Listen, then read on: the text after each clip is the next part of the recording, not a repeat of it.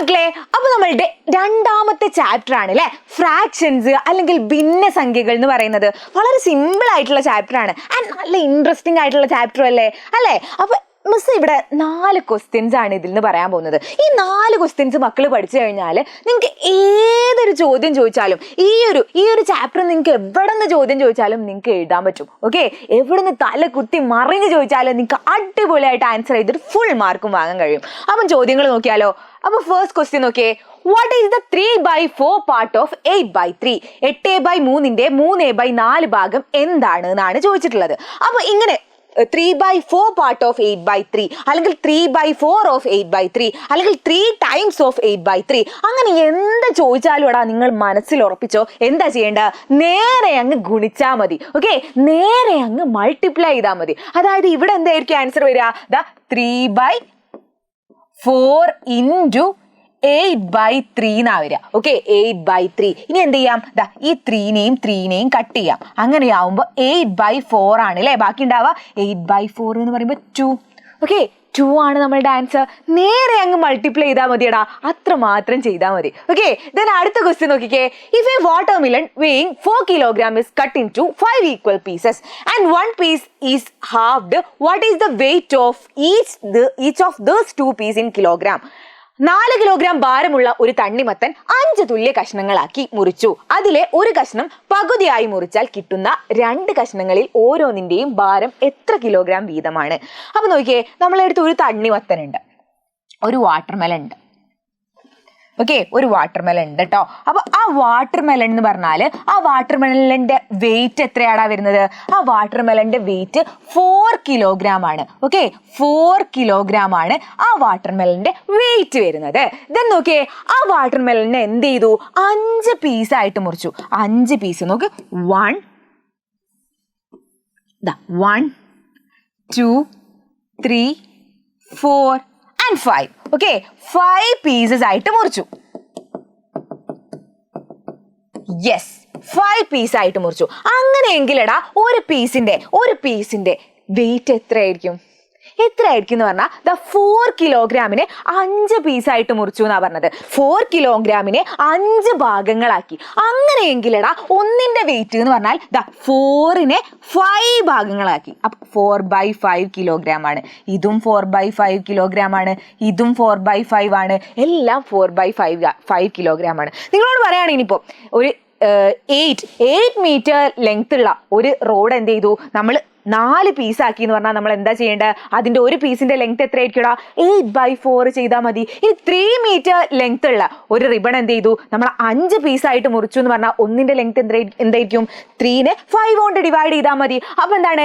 4 kilogram ഭാരമുള്ള ഒരു തണ്ണിമത്തൻ, ഒരു വാട്ടർമെലനെ 5 പീസാക്കിയാലടാ ഒന്നിന്റെ വെയിറ്റ് എന്ന് പറഞ്ഞാൽ എന്തായിരിക്കും? 4/5 കിലോഗ്രാം ആയിരിക്കും. 4നെ 5 കൊണ്ട് ഡിവൈഡ് ചെയ്താൽ മതി. ഇനി നമ്മളോട് പറയാണ് ഇങ്ങനെയുള്ള ഒരു പീസിനെ എന്ത് ചെയ്തു? എഗെയിൻ ഹാഫ്ഡ്, പിന്നെയും പകുതിയാക്കി. നോക്ക്, ഇതിനെന്ത് ചെയ്തു? ഇതിനെ മിസ് എന്ത് ചെയ്തു? Again halved. അതായത് ഇവിടെ 2 പീസായിട്ട് മുറിച്ചു. ഓക്കെ, 2 പീസായിട്ട് മുറിച്ചു. അങ്ങനെയെങ്കിൽ ഓരോ പീസിന്റെയും വെയിറ്റ് എത്രയാണെന്നാണ് നമ്മളോട് ചോദിച്ചിട്ടുള്ളത്. അപ്പൊ നോക്ക്, ഇതെന്താണ്? ഹാഫ് ഓഫ് 4/5 അല്ലേ? ഈ 4/5 കിലോഗ്രാം ആണ് ഇതിന്റെ വെയിറ്റ് എന്ന് പറയുന്നത്. ഇതിനെ ഇനിയും ഹാഫ് ആക്കി എന്ന് പറഞ്ഞാൽ ഹാഫ് ഓഫ് 4/5 ആണ് അല്ലേ മക്കളെ? അപ്പൊ എന്താണ്? ഹാഫ് ഓഫ് 4/5 അല്ലെങ്കിൽ 4/5 പകുതി എന്നാണ് അല്ലേ? പകുതി. അതായത് എന്തായിരിക്കും? ഹാഫ് ഓഫ് 4/5 എന്ന് പറഞ്ഞാൽ എന്താടാ? ഹാഫിനെ എങ്ങനെ എഴുതാൻ പറ്റും?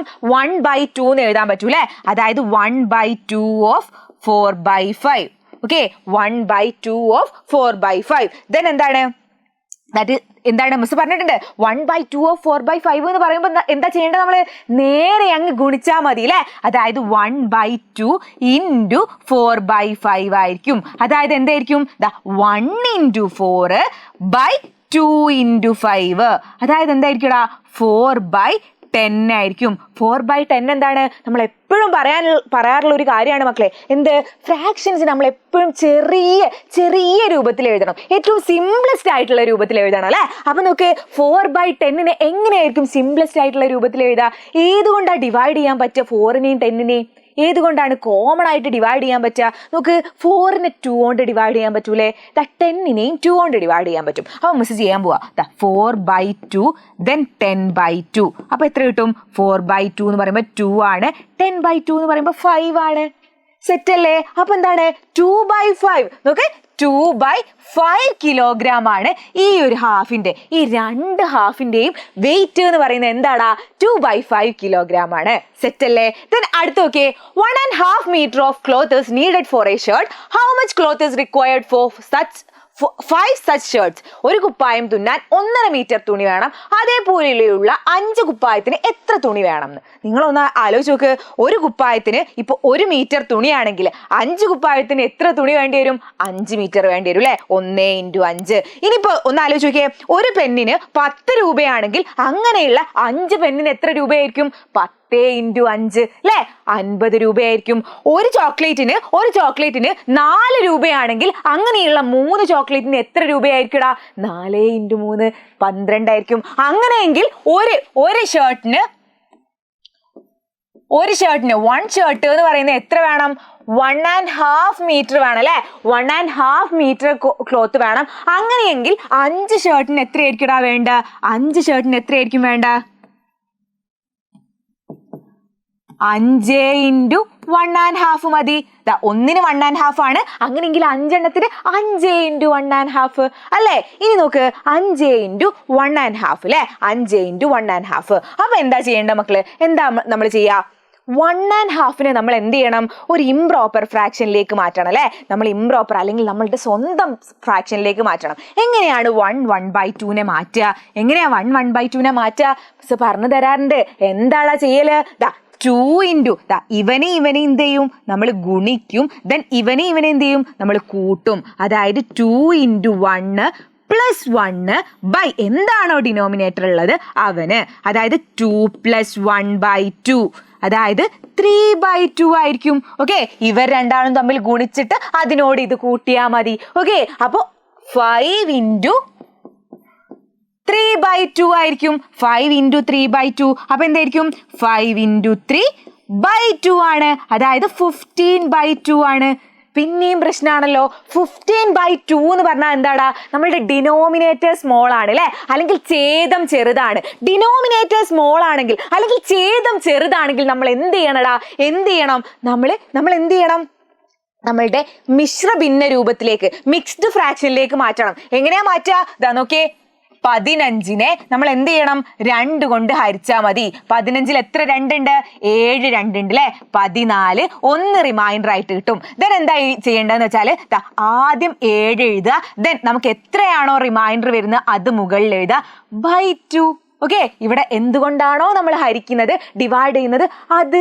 ഓക്കെ, 7 1/2. ഇതിന്റെ ആൻസർ എത്രയാണ്? 7.5 മീറ്റർ തുണി വേണം. സിമ്പിൾ അല്ലേ? ദെൻ ലാസ്റ്റ് ക്വസ്റ്റ്യൻ നോക്കിയേ.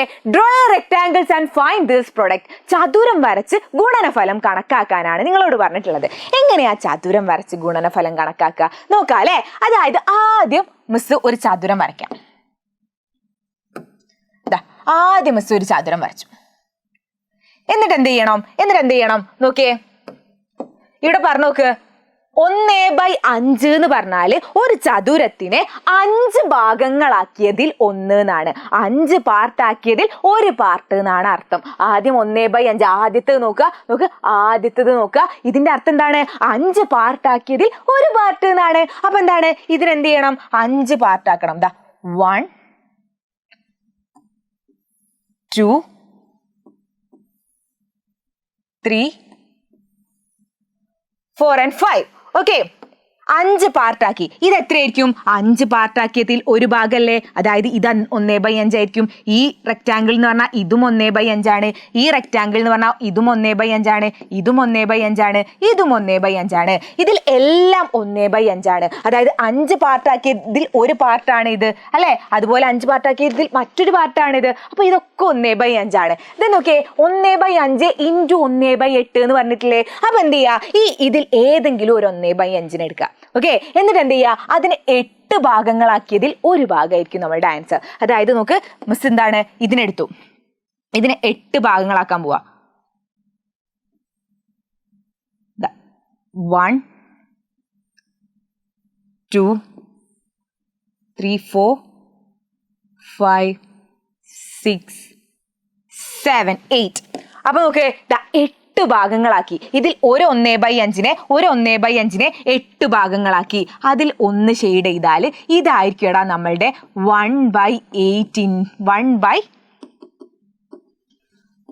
5 into 1/8 എന്ന് പറയുന്നത്. അതായത് നിങ്ങൾ റെക്റ്റാങ്കിൾ വരയ്ക്കാനുള്ള ക്വസ്റ്റ്യൻ നോക്കുകയാണെങ്കിൽ ആദ്യം ഇത് കൺസിഡർ ചെയ്യുക. 1/5 എന്ന് പറഞ്ഞാൽ 5 പാർട്ടാക്കിയതിൽ ഒരു പാർട്ട് എന്നാണ്. അപ്പൊ ഇതൊക്കെ 5 പാർട്ടാക്കിയതിൽ ഒരു പാർട്ടല്ലേ. എന്നിട്ട് എന്ത് ചെയ്യുക? 1/8 എടുക്കുക.